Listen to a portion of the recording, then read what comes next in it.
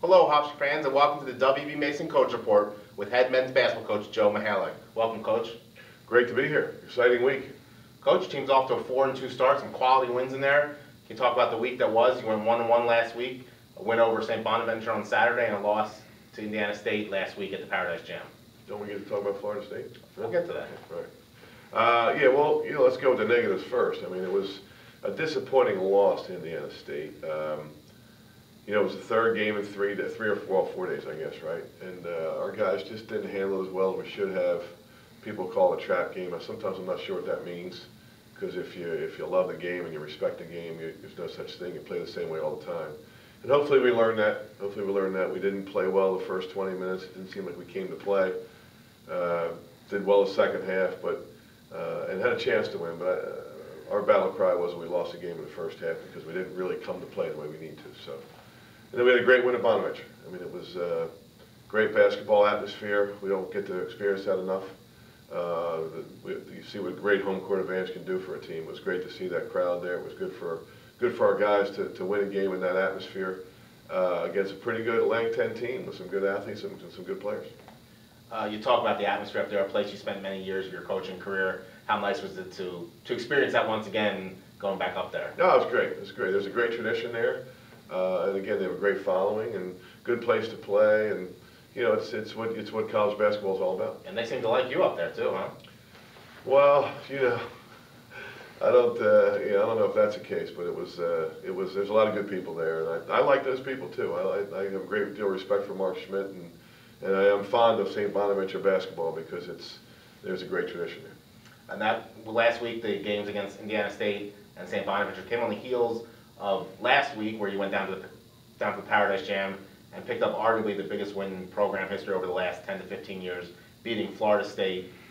Can you just talk about the emotions and the win and that night in general, and how much that meant for you as the head coach of this program, just this program in general? Yeah, it was a great win for the pro. It really was. It was, we beat a really, really good team. I mean, they were picked 5th or 6th in the ACC with Duke and North Carolina and people like that. So, really, really talented, really big, and I was really proud of our team and the whole program to get a win like that.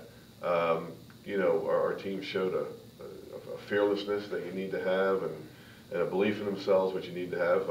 As I said, we need to have it all the time for 40 minutes. But that was a terrific win for our guys. And you can believe in yourselves all you want, but you have to have a reason to believe in yourselves. And a win like that gives you empirical proof. It gives you that reason to really believe in yourselves, and hopefully we can build on that. It was really a remarkable win because your team was pushed constantly by Florida State, and you had an answer every time the day came, whether it was a 3 by Brian Bernardi or go to the free throw line by Wanye Green. Just your team really stepped up at every time that Florida State had an answer. Yeah, and this sounds like a self-serving comment, but yeah, I mean, they didn't play bad. Florida State wasn't bad. We were just good, and they were good. I think this is what you're saying. They were good. They were making plays. They were scoring buckets. And we just were better. And when we never backed off at all. We never got intimidated at all. And it's what makes it such a good win. The second game at the Paradise Jam was against South Carolina, another quality team from the Southeastern Conference. Your team really competed well, as you probably said, competed well for about 25 to 30 minutes of that game. At what point, what did you feel turned that ultimately gave that game to South Carolina? Well, again, I think it was our beginning. I think it was the first 5 minutes. The other 35, I'm not saying we played 35 good minutes. You're probably more accurate when you say somewhere a little less than that. But the first 5 minutes, I think we came out maybe a little soft. And by the way, they're better than Florida State. I mean, that's a terrific team. That's a really, really good team.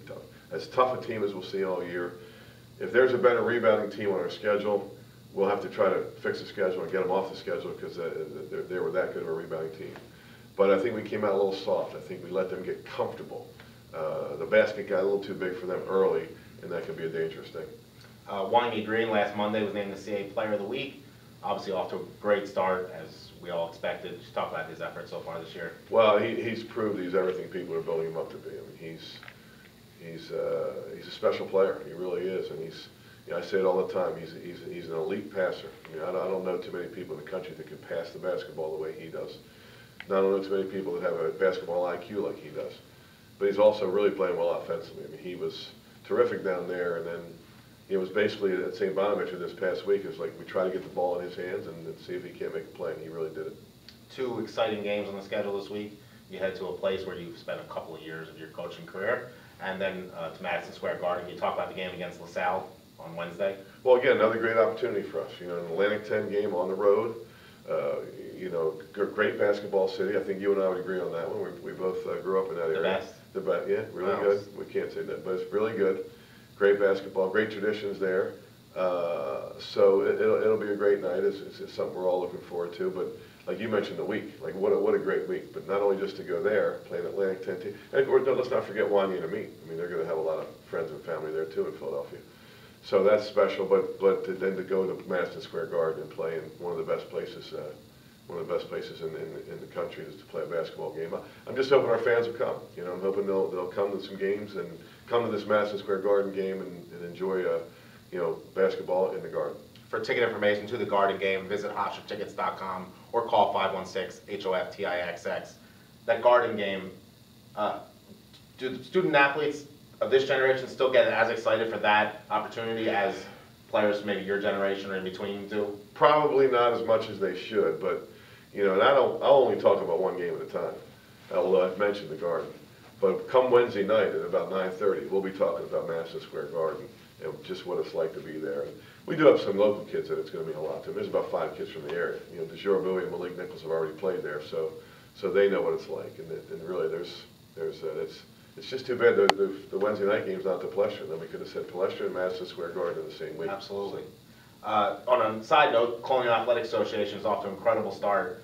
Can you talk about with North Carolina State losing to William & Mary, Northeastern beating Miami, Hofstra obviously beating Florida State? Can you talk about how important that is to the growth of this conference, especially come March? Well, I always say, coaches say, whatever conference you're in, toughest conference in the country.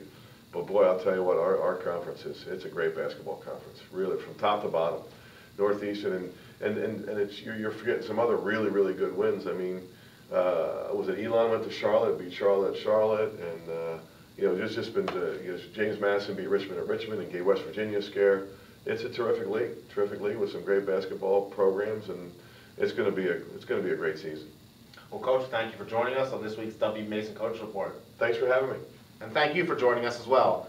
Again, for ticket information to the Garden game or any Hofstra home games, visit HofstraTickets.com. Go Pride.